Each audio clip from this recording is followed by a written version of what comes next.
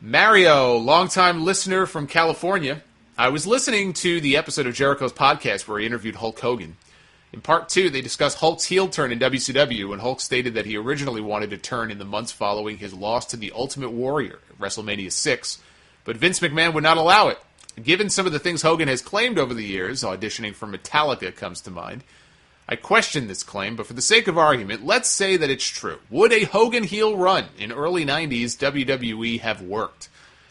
That's a great question. I would say yes, but not after WrestleMania 6. I think, first of all, I don't even know that that's true.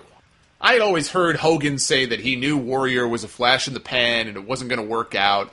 If he knew it wasn't going to work out and that Vince would end up putting the title right back on him, then why would he want to go heel right after WrestleMania 6? That didn't really make a lot of sense to me, him saying that. But I do think that Hogan by 92, maybe late 91, but definitely by early 92, there was definitely Hogan fatigue in WWE, and probably a lot earlier than that, but I think it went a little more mainstream by early 92 in terms of some of the reactions he was getting. I mean, when he got dumped out of that Royal Rumble, I mean, the people cheered. You know what I mean? And that wasn't the only time that Hogan was getting bad reactions. You know, I'm sure back at some of the house shows and the live events I remember reading, there were plenty of people booing Hogan at that point. That probably would have been the time to do it. Instead of Hogan just leaving the company for a year and then ultimately leaving for good, you know, Vince probably should have at least thought about turning Hogan in 92 and taking some of that discontent that people had with him. But here's the problem with that.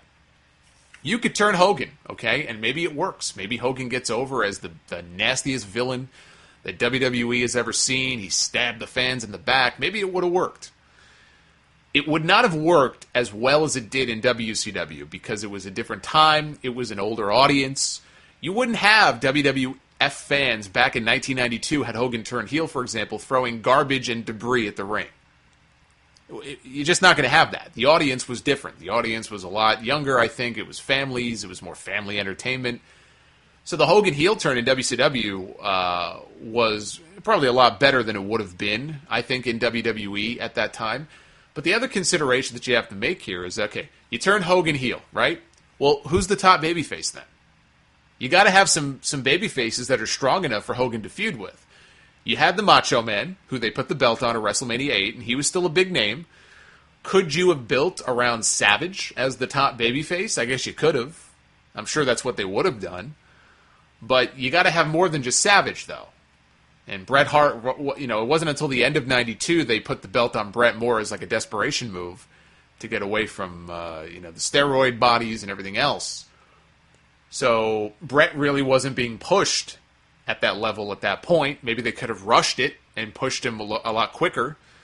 So maybe Bret. So beyond Bret and Savage, I mean, who else was there? Piper, after WrestleMania 8, I think pretty much went away after he dropped the belt to Bret. So I don't know that Piper would have been around. You really have to have strong baby faces. I don't know that they had enough strong baby faces at that time. Now, Warrior did come back. So let's assume that Hogan just doesn't go away. Instead, he turns heel. Now they got Warrior back. Okay, now you got Warrior, you got Savage, maybe you got Bret as the new kind of younger guy. That, I think, would have given you a good nucleus of guys that Hogan could have feuded with for the next year. So, yeah, I think it could have worked, but I just don't think it would have been quite the same as it was in WCW with that audience. As rabidly anti-Hogan as they were and throwing trash and stuff. It would have been different. I'm not saying it wouldn't have worked. I just think it would have been different. I just think 1990, it was still too early. Hogan was still the biggest babyface they had. The Warrior thing didn't work out the way they wanted to. Hogan, they kind of fell back on him. Had they turned Hogan heel and Warrior didn't work out, they had no big babyface to fall back on, they would have been in a real tough spot.